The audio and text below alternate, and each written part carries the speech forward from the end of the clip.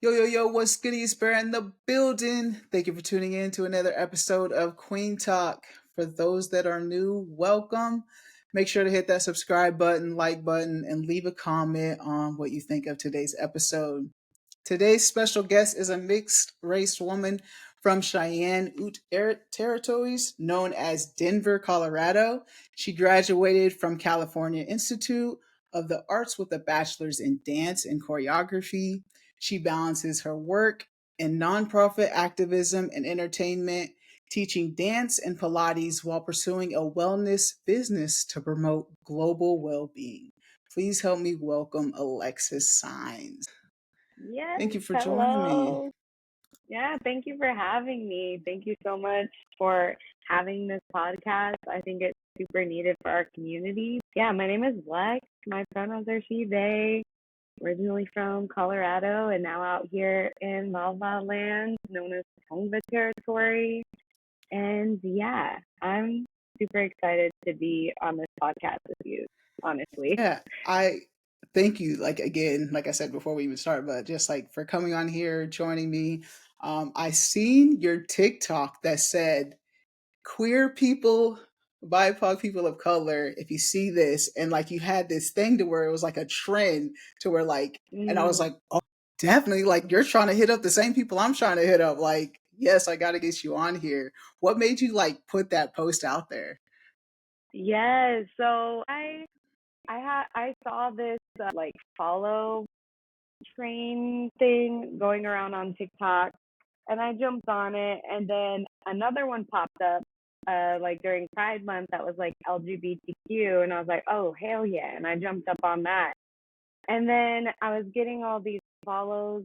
I mean, my count was a lot more smaller than it is now, but I was like, I feel like I want to do this for like 30 plus and LGBTQ still, but do it for my Black, Indigenous, and people of color. And yeah, and create that space because I didn't see anyone doing that. And yeah, I just felt like a lot of the people that I was getting from follows were like a lot of white people, honestly. And I was like, yeah, this is not my crowd, to be completely honest. So I was like, let me just make one. Like, I don't see anyone doing this because I tried to look it up just to make sure no one else was like doing it before I did that. And I gave credit to the original creator of like the LGBTQ follow train because I kind of used similar wording and like the way they did it. So, because I think credit is like another thing with TikTok that you have to like I want to make sure I give credit to people, especially for building on different ideas and stuff like that. Sometimes it can be hard though, but yeah. So that's kind of where it stemmed from. And so I did it and it blew up and I was low key expecting it to go somewhere, but I didn't think I was gonna get the response that I got, and like Yeah, people using it as a sound and like so many people going into the comments and like creating friendship from it and like having full blown conversations back and forth right. in the comments and it was so cute like and so sweet and I'm so happy I did that and like I have Yes, a whole community now from it and I'm like okay yeah this is way better like for you page is so much better and I yes. hope I that everyone that jumps on that train, all of our full you pages are better. That's what I'm hoping for. yes, I agree with that for like everything you said. Like that is why like Queen Talk was created too. Like I'm from El Dorado, Kansas. It's a small, I was the only one that looked like me that graduated in my graduating class. So I was like, I'm searching for that too. Like I'm surrounded by a lot of white queer people, but I needed that too. So I'm glad you popped up on my For You page. It's working. Like the post, TikTok is TikToking and it's doing its thing. And like you said, like the conversations underneath there, like I'm seeing them too. And I even joined on there. I said where I was from and everything too. So it's Yes, really good. good. It's really needed. So I love that you did that and always give credit, like you said, because there's a lot of Mhm. people taking things from people. But Yeah. what brought you to LA? Was it your dance? Yeah, so I I always knew that I was gonna leave Colorado when I was 18. Like I knew I had to I had to go somewhere else if I wanted to, pursue a career in dance. Um, Colorado has grown a lot since I've moved, but yeah, I came out here for dance. It was, for dance, it's either like back then, it was either New York or LA, maybe Florida or maybe Atlanta. Nowadays, you definitely could have like a career out of Florida and Atlanta as well. So it's like those are like the top four places I would say if you're looking like to dance commercially. So yeah, I chose LA because I'm not about the winter snow no more. Like in Colorado, I was like, I'm done with the weather, so I chose LA, and it's also a lot closer to Colorado. And yeah, I went to California Institute of the Arts, got my bachelor's of fine arts in dance and choreography. So I went to school first, and a lot of folks in the commercial industry, they like moved out here and kind of just started pursuing the commercial dance scene. Whereas my first 4 years out here, I was committed to going to college and all of that. So yeah, that's what brought me out here to Los Angeles, and I haven't left ever since. What was your upbringing like in Colorado? Was there a lot of people of color? I mean, sometimes when I just left Denver and I didn't see that many people of color. But what was your like upbringing, high school, elementary? What did that look like? Yeah, I feel like so I lived in Aurora, Okay. Colorado, and you know, in my upbringing, like in as far as like schooling and stuff, there was always like a good of Black, Indigenous, and people of color. However, like when we moved to Aurora, it was like very. I mean, I always lived in Aurora, but I think about we moved a lot throughout Aurora in the time that I was born until like I moved for college. But we lived like in different parts of Aurora throughout my time there, and it was like more suburb areas, but even with that there was still like a good mix. But for middle school and high school, I went to school at a performing arts middle school and high school, and because it was through the city of Denver, like they had to have like way more of like a mix than like let's say like Cherry Creek School District, which is like a more what they call like prestigious. I don't know about all Mm. that, but whatever. Yeah. I there was obviously a lot more diversity, like more in the downtown area.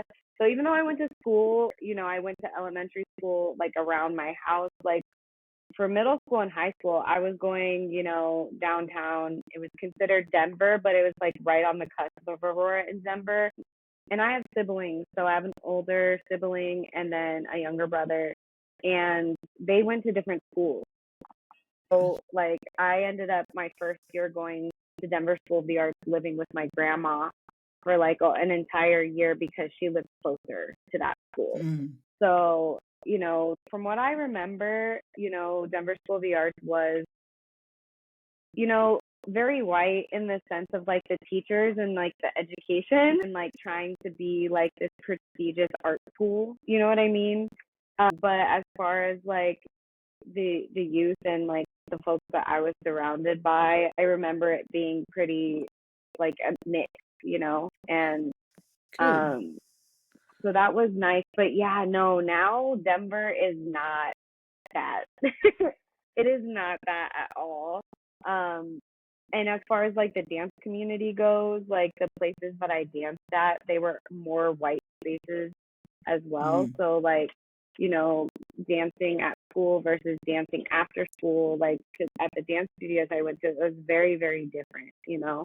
Um, but yeah, so that's kind of like the answer to that. But Denver is definitely not that now. It's very Right. white. Yeah, yeah, I would say so. Like I said, I just got back from there literally yesterday or the day before. The day before. And it was very much that like every met a lot of queer people. Like I had my Queen Talk shirt on and so like I mean, I kind of look like I'm part of the community. But they would tell me that they are, so I knew that they were, but they were just like all white people. But yeah, it that's why Queen Talk, and that's why you're out here on the For You pages trying to spread the word.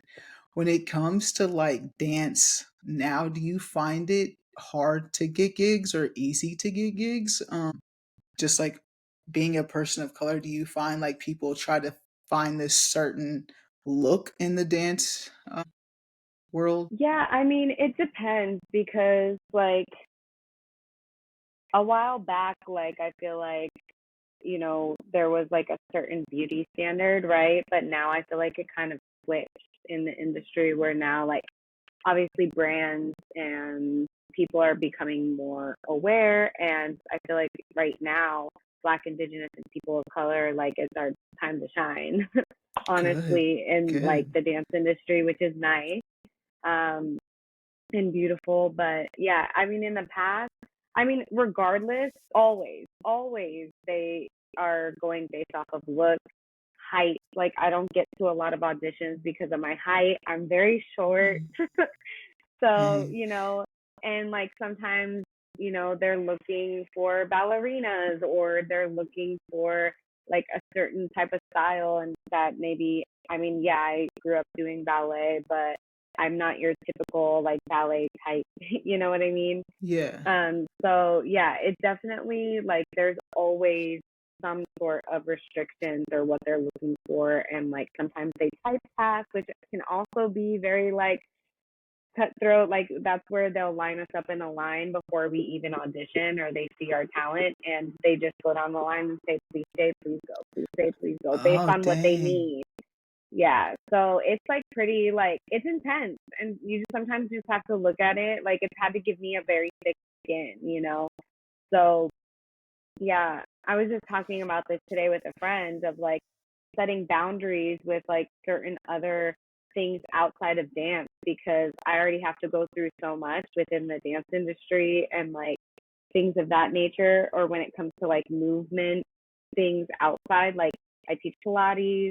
I, also do some other things movement wise for my mental health. And I've had to set up boundaries around that because I don't get to do that within, the dance industry sometimes, which can lead to burnout a lot of the time. Yeah. So yeah, I think that's super important to have outside of like these places where you can't really control it. I mean, some of us in the dance community are working towards creating a better community because there's not really a dance union that protects Mm, us. Like there's SAG-AFTRA, which is more so for like movies and bigger commercials where they are protected.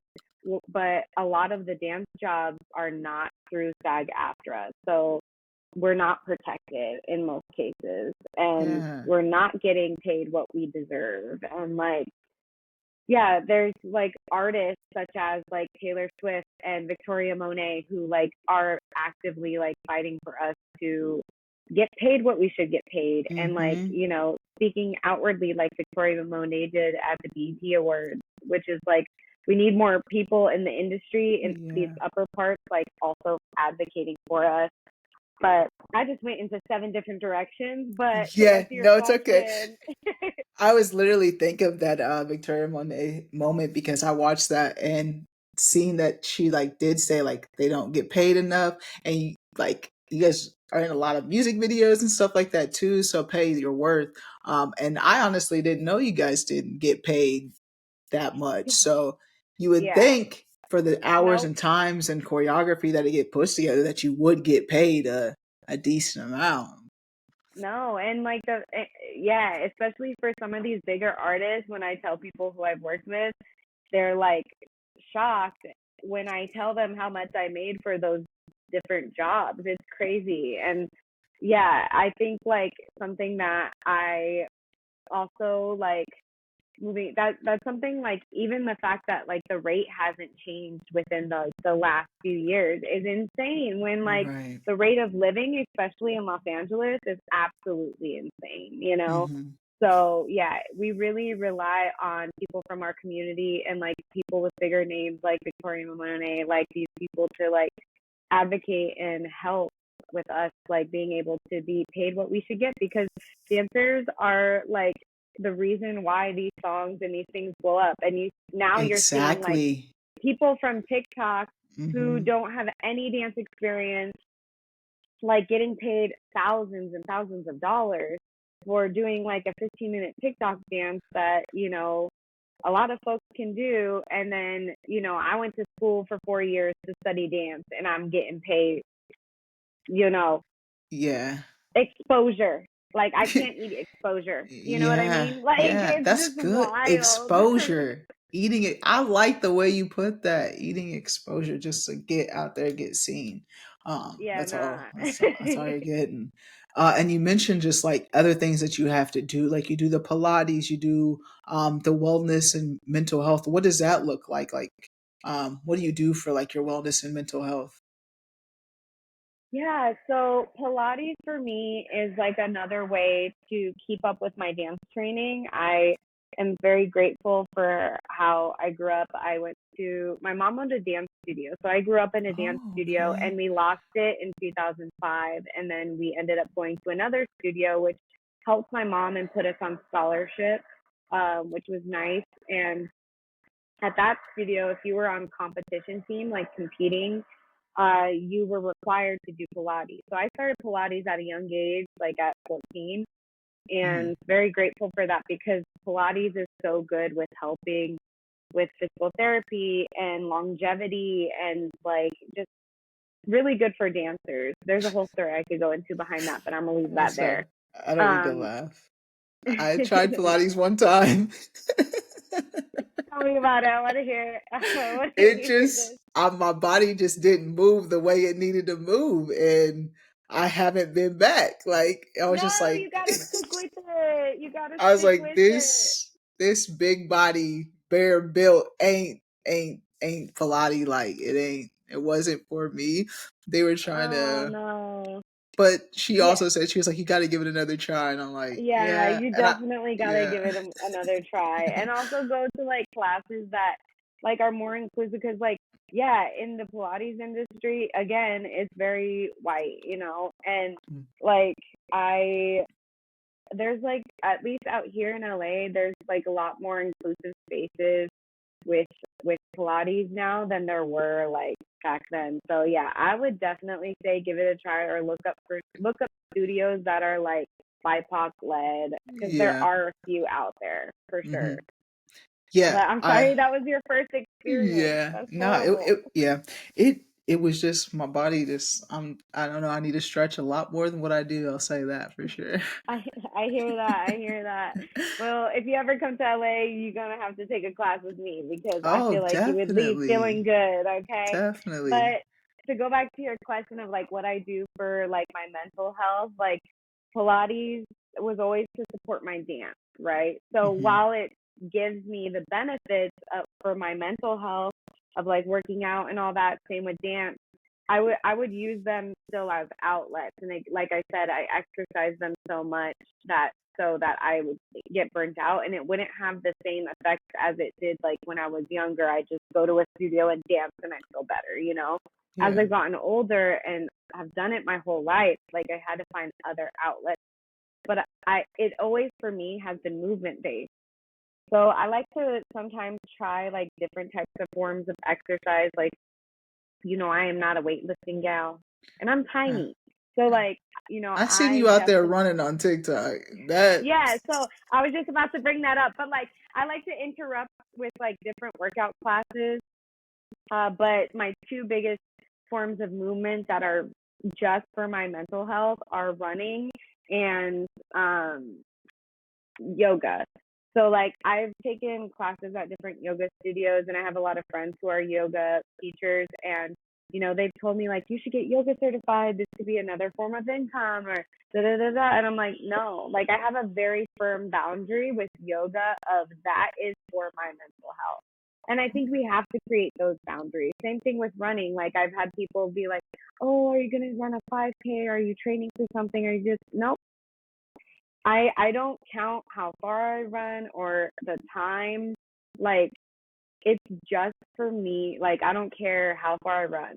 I just need to run to help clear my mental health. I used it as a tool for my mental health back in 2018 when I was going through a breakup, and I was like, I need to do something because dance is not working anymore. And I just went to the park every day and I just ran. I didn't, sometimes it would be very long and I'd be like, oh, dang, I did a lap, but I wasn't counting and I wasn't timing it, but I have to set up those boundaries within different types of movement for me, because otherwise it gets to be another place where I have to set boundaries and expectations. And like, when you do that, it loses its like abilities to help you cope with certain things. Like, so yeah, that's nice. You can just get out there and just run, just to run, and it's a good perspective though too, like you said, of not putting an expectation on it and just getting out there and doing it. It does make it a lot easier. It does, for sure. Yeah. I feel like, when we sit here and like create expectations and like goals in certain, like you have to have goals in certain instances. Like I'll set a goal for running, and for yoga, like, oh, I want to go like 2 times this week, or I want to run 3 times this week. But other than that, that's where I cap it, That's good. And that's good. Like you're taking care of your mental health and your wellness.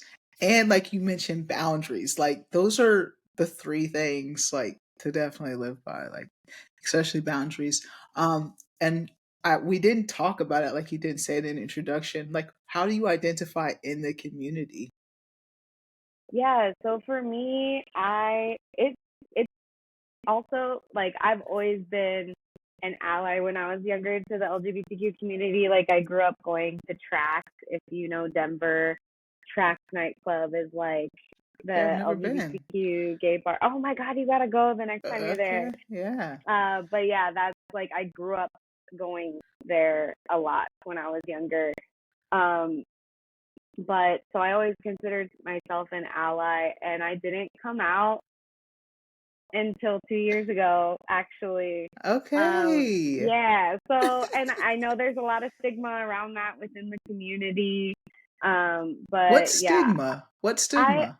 I've been judged, or like, oh, the baby gay, or yeah, like all these names and things, and like I've had, people talk about like just not say so nice things, which is crazy because I thought I was gonna come out and it was gonna be like, oh, that community is gonna accept me and da da da, and it was not like that. What are you experiencing? Like what did you experience? Like personally, what was your experience when you came out 2 years ago?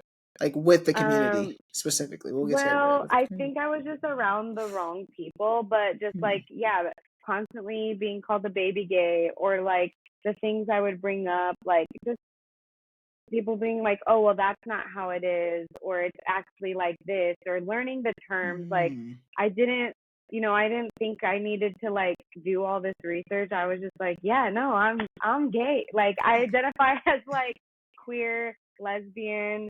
At first I feel like being older, I always identified as pansexual, and even when I was dating cis men. And it wasn't until I was like, you know what, I feel like I would be happier dating a woman. Like not like in terms of sexually, like exploring. I've always been like, no, I think I want to date a woman, and like experience that further and past the sexual level. Like, so once I decided to change, when I had apps, I changed, my everything on there. And, when I was dating, I was identifying as pansexual. And then I came out and shortly after got into a relationship and with another woman. And yeah, I started identifying as queer and lesbian, but even within that relationship, there was times where she would question things because I like bring up my past a lot and how I wasn't queer before this, or like just like all this stuff. And like I would have to Insecurity. remind her, like, hello, like I've been going to queer spaces since I was younger. Like it's not like it's new, but it's not new, to me. And so it just like, I don't know, it just really put a damper. And like the people that she would hang out with in this like gold star lesbian labels and things like that in comparison, it was just like, holy crap, I was not ready for this. Like I thought I was, like, for real, I'm not even gonna cap. And like since being out of that relationship, I feel like I very much have like learned and found my community who are like, oh my God, I love that. Like I love that you're here now. And it's been a lot more comforting. But I mean, I still run into those people that there is that stigma, and like it, for me, with my family, like when I came out, like it was actually fine. Like thankfully, I'm very grateful for that. That was my experience. What did that look like? What was that conversation? Did you already have a girlfriend? What was Well, that so setup? the person that I got with, it was the day I was going on the date, and I was like, I should probably let my family know. And so I called. I called my grandma first, because my grandma's my favorite person in the world, but they also have dementia, and she like also is very hardcore Catholic, like Okay. Latina grandma, you know? Yeah. And so I was scared. And, the first time I said it, she was like, oh, and then like I knew I was going to have to call back and like have more conversations, because she was going to forget, because she has Right. dementia. But even in that first call, she was just like, oh, like that, and then was just like, do they make you happy? And I was like, I mean, I haven't like fully dated yet, but it does make me happy to like, and she was like, well, then that's all that matters. Like, you still love Aw. me? And she's like, yes. And I was like, okay, Aw. great. And then I called my mom. My mom was like, okay, simple as that. If you're going on a date, who are you going with? Like, and Yeah. then my dad was like, what you do behind closed doors is, it's not, Yeah. that's none of my business. I was like, okay, great. And I was just Easy like really enough. shocked. Yeah. But for other people in my family, not so much. Like I did have some falling outs with other folks in my family, but I'm like, I got my solid, Right. obviously my sibling, they're non-binary, and then my brother, Okay. like they just like, it was that I wasn't even worried about that, Yeah. But like my stepdad, I mean, he knows, but it was just like whatever, I guess. He has his views, but my core group of people are good with it. So That's I what could, matters. yeah. Yeah. That's So how I was yeah. too. As Oh, I long love as that. this group is cool, and I don't know what I would have been like without, but we don't got to talk about it because that wasn't the case. But as long as they were Right. cool, like Yeah. that's really, you just need that good group, that good support system to get you through. So Yeah. And I think after my first relationship ending, there was question like, so are you going back to men, or like what is that? And I'm like, no, like mm, I'm a lesbian. Like I identify as queer or lesbian, like this is it now. Like, yeah, So yeah, yeah, there's definitely had to have more conversations, on yeah, that. And yeah, I'm very grateful, because I know that's not like the norm in the community to have that kind of support system. And I know that I'm very privileged in that way, and very grateful that it couldn't have gone any better, in my right. eyes. Yeah, that's really good that you had that experience. And you said that your grandma was Latina, is Mhm. so you're mixed. What are you mixed with? Yeah, I'm like super mixed. So my mom, and that's another reason why I also grew up in a lot of white spaces, because my mom is white. Okay. Um, and yeah, so her dad was from Germany, first generation here in the U.S., and then He met my grandma on the East Coast in Jersey, and then they moved to Oklahoma and then Colorado. Okay. So yeah, my mom is like super mixed, like German, Italian.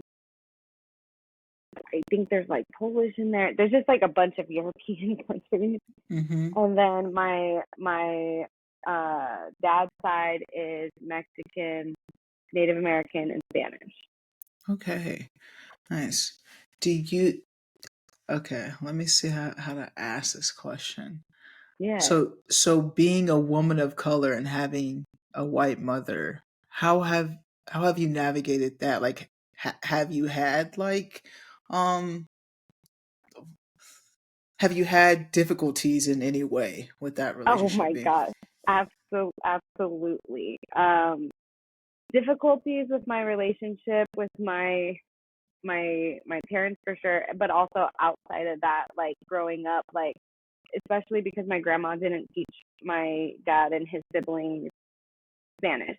So mm, people look at me and they speak Spanish to me, and I don't know Spanish. I don't speak it mhm, because also of generational trauma. You know, I think my grandma didn't teach them because that was her first language, and she struggled a lot. You know, and she was also translating for her mom who didn't speak mhm. any English. So yeah, I it was difficult growing up also because like people would look at me a one way and then they get to know me more and then and then see my mom and my dad. It doesn't help me either because my dad is like a redhead with freckles. Like my grandma, yeah, my grandma had 5 kids and 2 of them came out with jet black hair and then the other 3 came out with redhead and freckles, you know? Oh Like wow.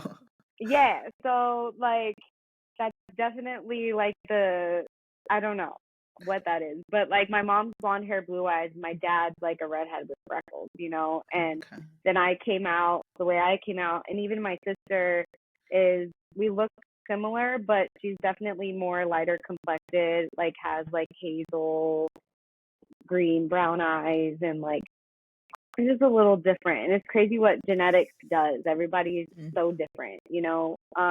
But and then my younger brother, we have a different dad, so he's blonde hair, blue eyes. Okay. Just like you know. But growing up in middle school and high school, people would get to know me, and then they'd see my family, and then they'd be like, "Oh, you're not Mexican." And because when I was younger, I just thought I was like white, Mexican, and Native American. You know, like that's what instead of breaking it down by all these different things, you know. So like they'd be like, "You're not Mexican, you don't speak Spanish." Like I was never enough of Mm. that. But then like I'd go into these white spaces and I'd be treated different because I am to them, I'm not white. You know? So Yeah. like growing up it was just like a constant struggle of being mixed and like not being enough for anyone. And that's something I've struggled with.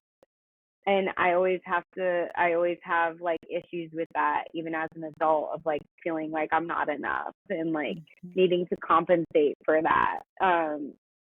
So yeah, it's been very difficult. And then in regards to my relationship with my mom, you know, we've had different views and we've had to have a lot of conversations because Mm. there's just some things that she doesn't understand, especially when I started going to ceremony more because I got invited when I was 21.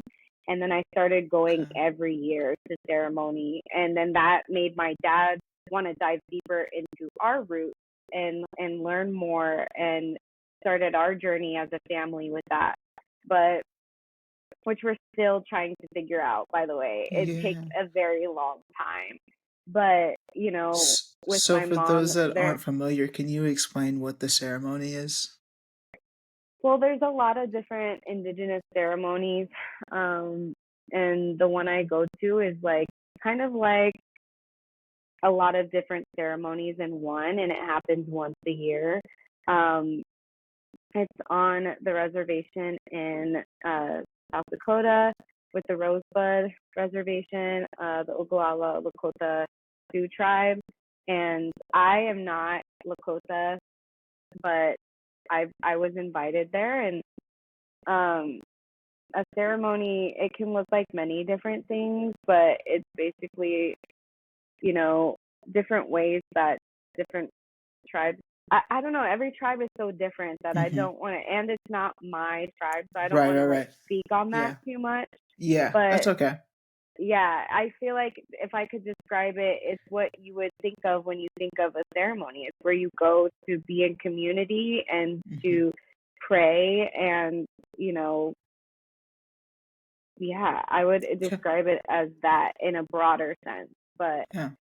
once I started going there was some things that I had to like share with my mom and explain in like what I was finding out about myself, and like, you know, she was learning as we were going, you know, like just about smudging and like things that I've learned that I've taken and practiced, you know. So it's, yeah, it's been very, it's, we've had to have a lot of conversations, especially being an adult. Mm-hmm. Not so much when I was younger, because like I think I just like wasn't aware of it, you know, Right. um, Yeah. as I much yeah. as I am now. Mm-hmm. I I hear you, Lex. Like, with that being like around, like I told you, I was from El Dorado and in a lot of white spaces.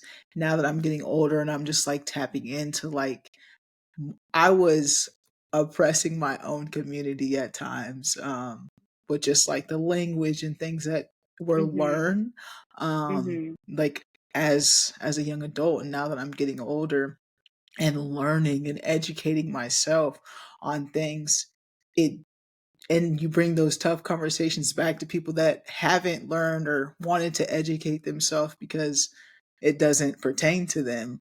um, Mhm. it can be difficult. So I'm Yes. wondering, like, what has that bound? Has there been boundaries set? Are you working through that with your mother? Is your mother being receptive of this information? What has that been like for you? Yeah, I mean, it's just been for both of us too. It's been a constant unlearning, relearning, unlearning, relearning. And I think, you know, it's very hard sometimes to give people grace, especially when it's like rooted in such like hateful and like colonization, and like these are things that like we're taught. And Mhm. so I try to be patient with my mom, but sometimes it can be very, very difficult, you know.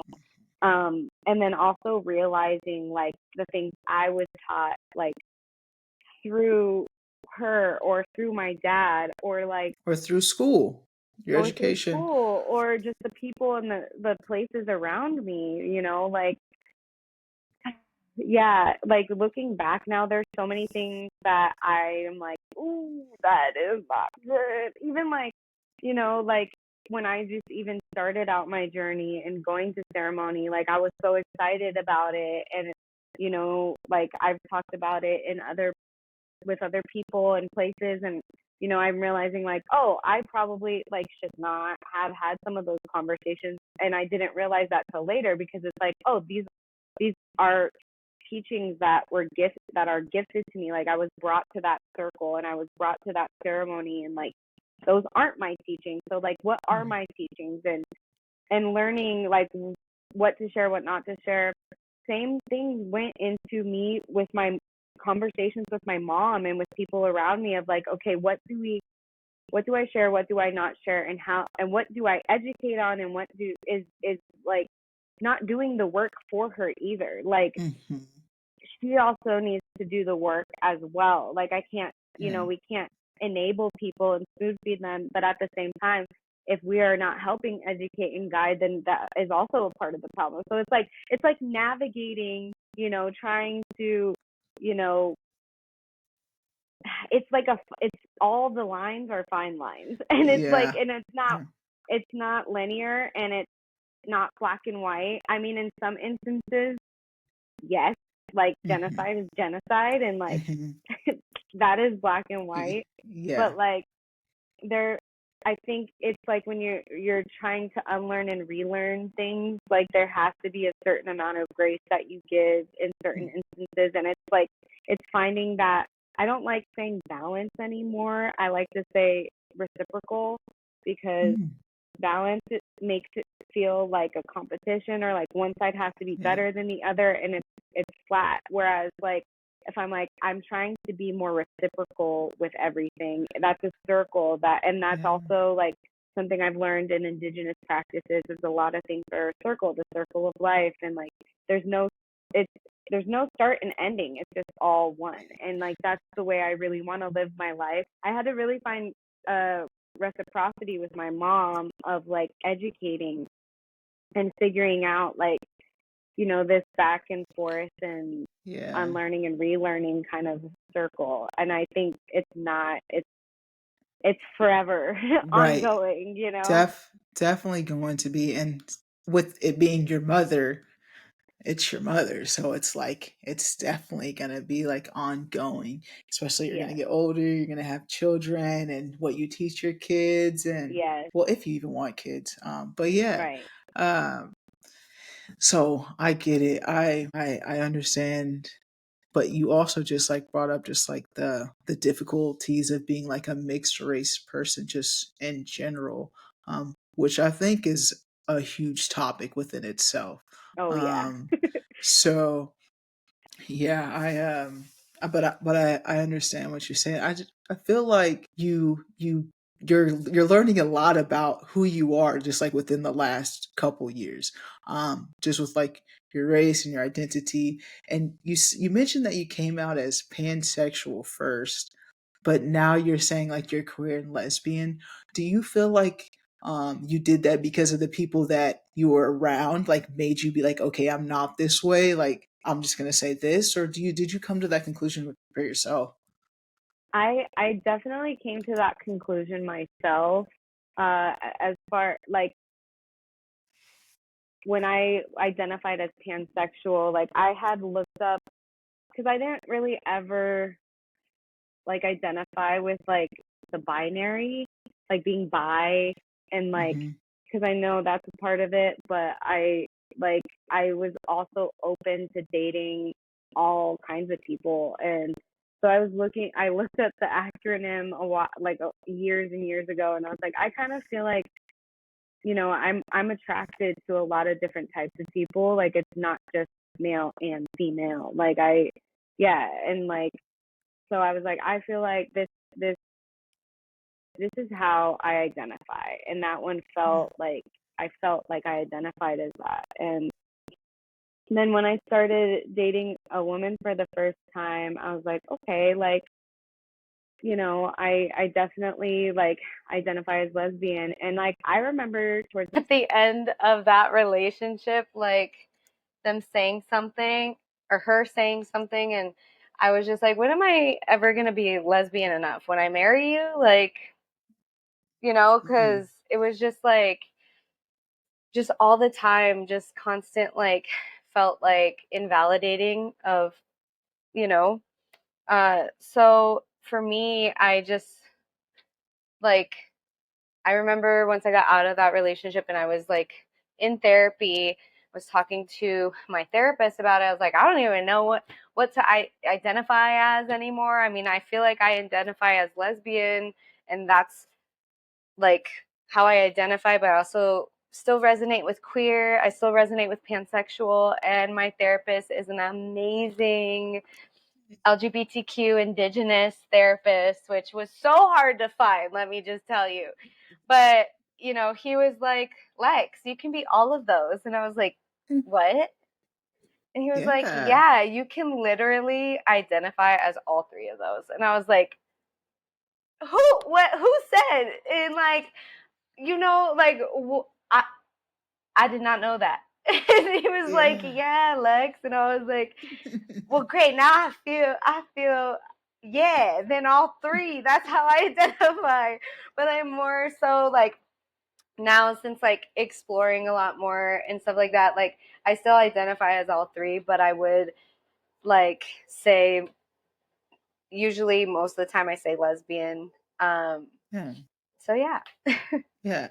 I feel bad that you like weren't welcomed the way you should have been a part of the community, because I feel like even now, I came out when I was 18, but I'm like I was told like you're this stud, you're this masculine person, you can't have any femininity at all. See, what is that, bro? That Yeah. like I think it was just like what I seen on TV, right, what I yeah. seen around me, and it's all I ever do. So I was like, oh, I dress masculine, so I guess that's what I'm called, a stud or whatnot. So I put this label on me. But now that I'm getting older and I started this podcast, really has made me like tap into more of my femininity and just Yeah. be like, I can own it. I don't have to be this like tough macho person just because of what they say. Like that's not who I am.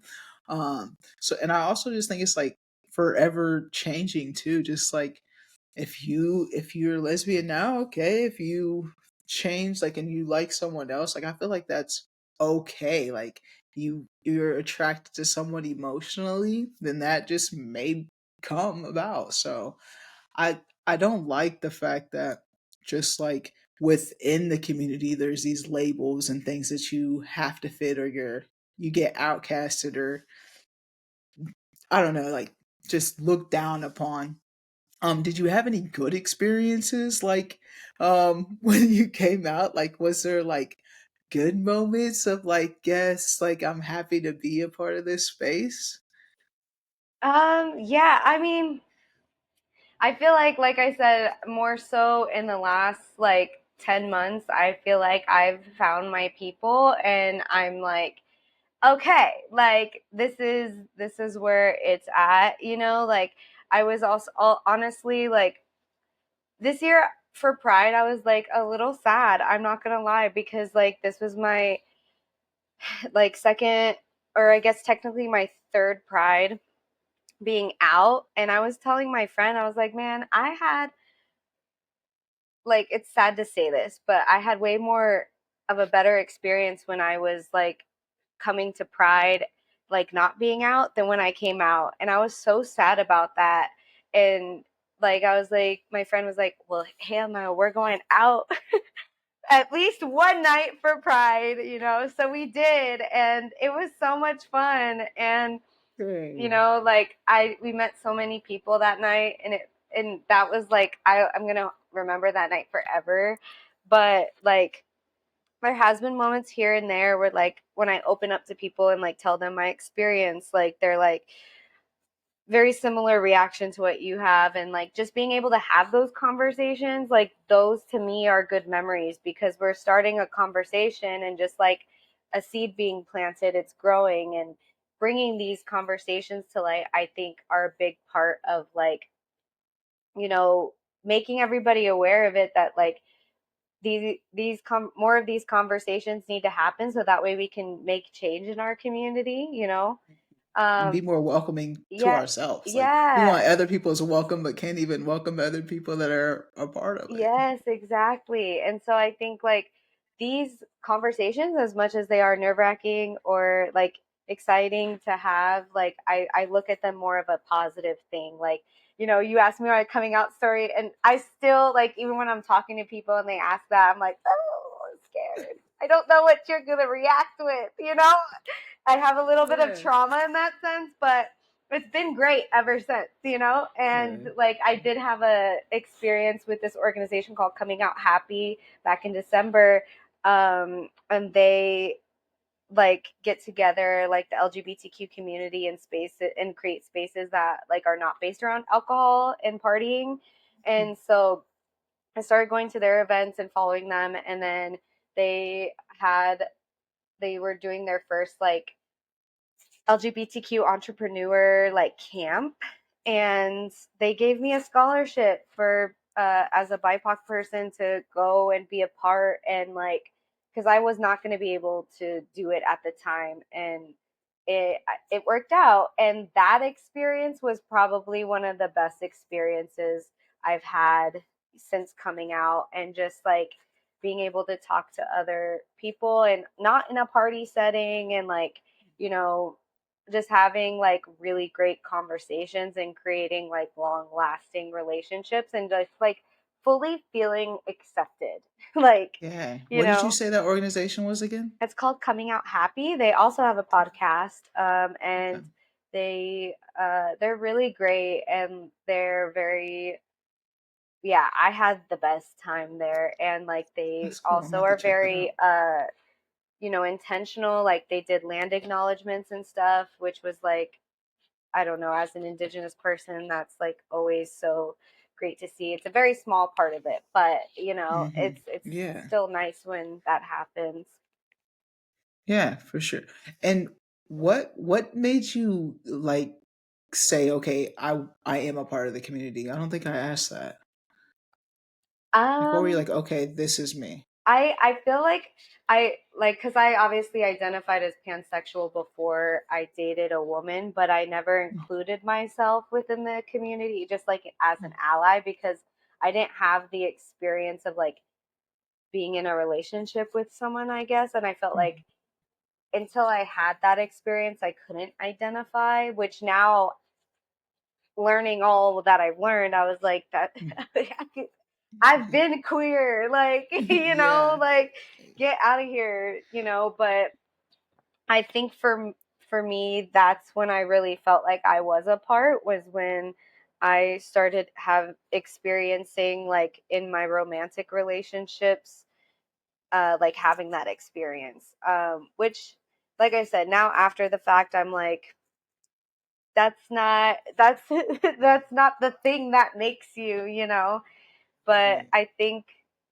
it's been hard because of like what we're taught, and like what I knew at the time. I just, yeah, I feel like now I'm so much more educated on things, but also not. Like there's still so much that So to much. learn and go through and sift through, and like, yeah, which is why I'm also like in therapy and sought out like multiple different therapists since coming out, So yeah, Yeah, like you said. it's definitely been a journey.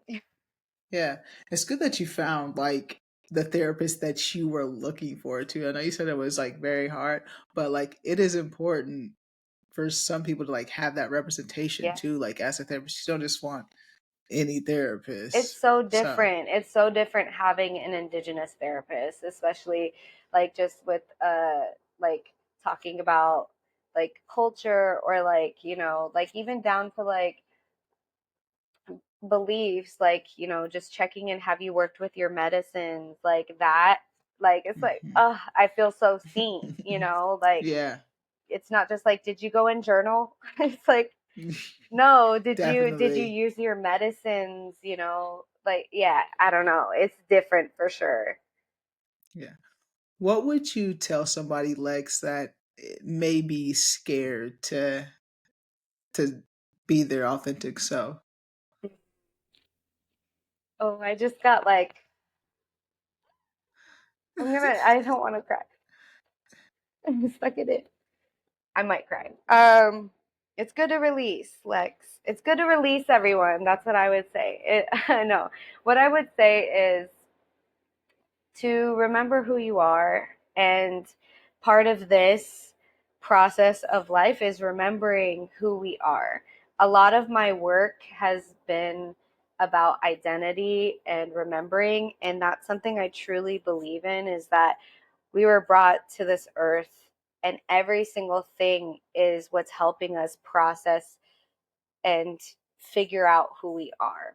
And so if someone is scared to, embrace themselves, I would just say, like, this is a part of who you are. This is a part of your process, and remembering that, because in what I was taught is, before we are born, we know who our creator is, where we come from, and who we are. And that looks different for every single person. And once we're born into this life, we forget all of that. And so our entire process of life is remembering who our creator is, where we come from, and who we are.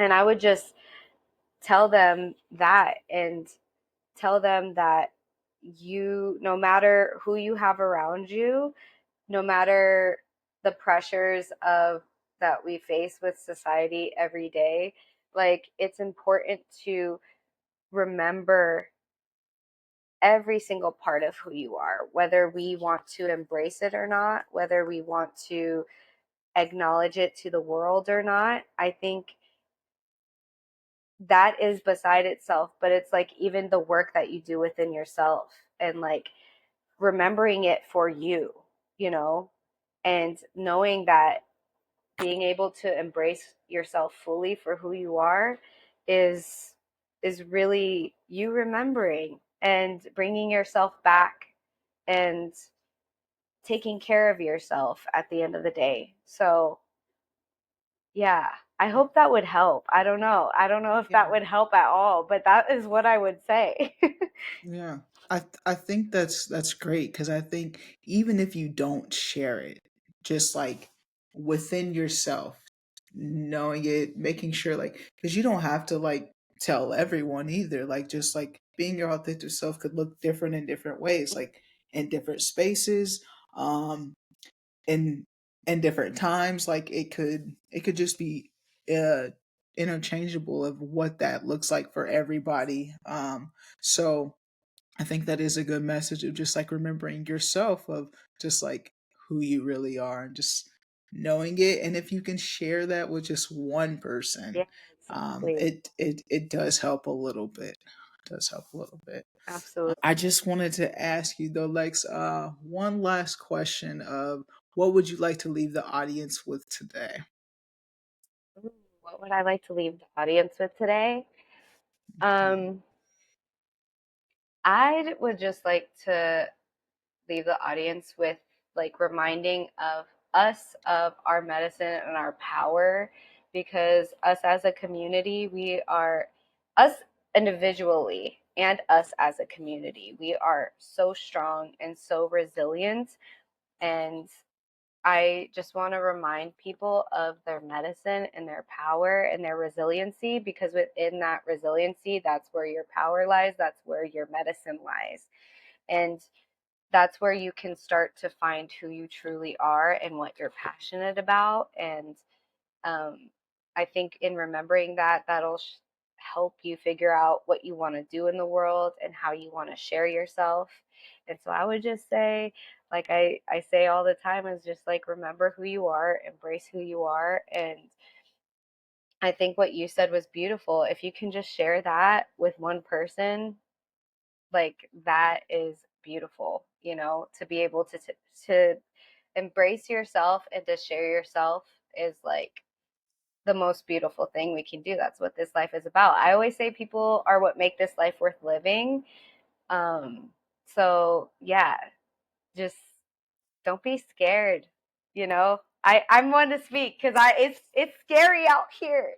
I know, Yeah, but I think yeah, your story like is it's interesting because I've never heard of someone coming out and then like the community being this way towards them. So I think like it that's a wasn't good perspective that you. everybody. Let me Well, yeah, preface yeah, that, but yeah, like, yeah, yeah. there it was Just like not. your relationship, just like within your relationship though too. Like Yeah. that's big. You're with a woman who's telling you you're.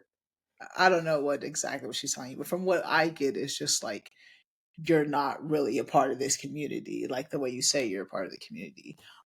And it's So hard because like it wasn't just that, right? There was support and then there wasn't support. There's so much more to it, and there's so much, like nothing is just that one thing. And I don't want to like discredit that relationship because it taught me a lot of things. And it wasn't always all bad, but there were a lot of things where I was like, damn, like this was not what I was expecting, and like, yeah, but like there was also great moments too. So, I mean, it's just like everything we're talking about. It's like that reciprocation that sometimes was there and sometimes wasn't. And so it gets confusing like that, hmm, in relations with anybody when things aren't like reciprocal and like not all bad or all good all the time, so yeah, like, but yeah, yeah, I mean, I did, it definitely wasn't the best experience from the get, but have grown a lot and I've learned a lot, and it's